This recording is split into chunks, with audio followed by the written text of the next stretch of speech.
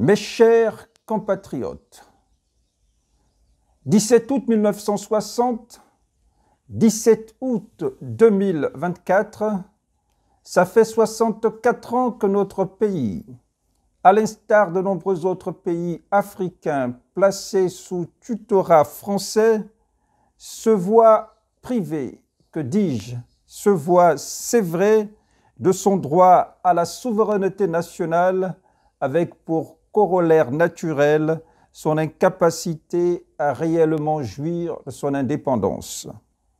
La célébration officielle le 17 août de chaque année de cette indépendance folklorique nous commande à la révolte intellectuelle doublée de sursauts patriotiques en vue de mettre un terme à cette escroquerie politique qui nous mobilise autour d'une indépendance de pacotille.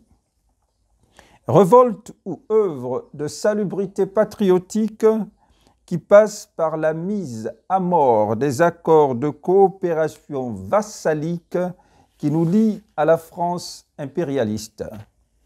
Des accords de coopération esclavagistes qui sont le creuset de la prise en otage de notre souveraineté.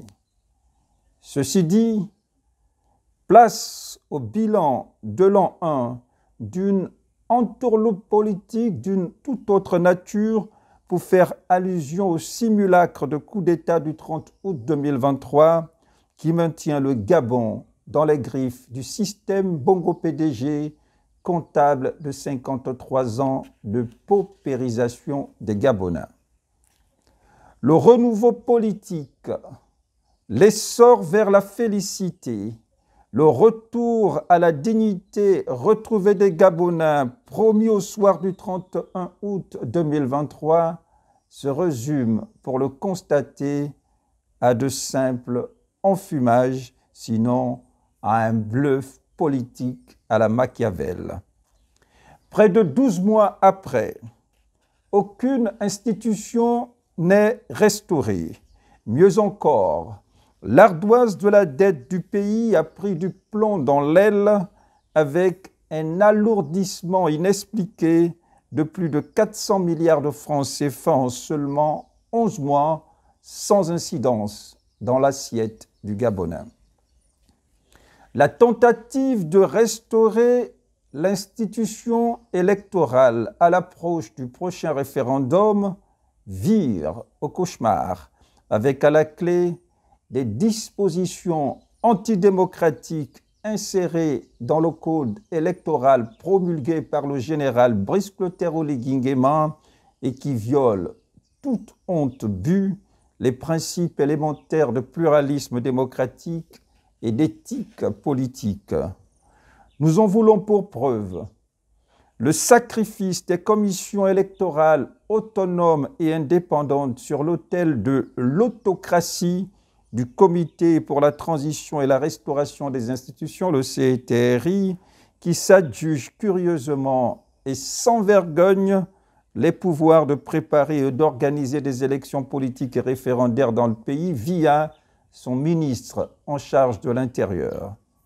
Des militaires du CTRI qui s'approprient à l'abri de tout contrôle, donc à l'abri de tout contre-pouvoir, tous les leviers d'organisation des élections en renvoyant paître les partis politiques et acteurs de la société civile confinés à des inénarrables rôles d'observateurs dans les bureaux de vote, c'est-à-dire sans pouvoir consultatif, sans pouvoir décisionnel. Un ministre de l'Intérieur, frappé de déficit de neutralité puisque nommé par le CTRI et qui s'invite par effraction dans l'arène électorale avec l'encombrante posture de juge et parti. Aux artisans de ce code électoral entaché du fait du prince, conseil gratuit, le Gabon n'est pas à caporaliser. Sur le prochain référendum, l'appel est au plébiscite du vote en faveur du non. Non en guise de rejet de la montagne d'iniquité que représentent les résolutions du dialogue national inclusif. Des résolutions qui serviront de trame à l'offre politique qui sera soumise au peuple gabonais le temps de ce référendum, à en croire les autorités de la transition.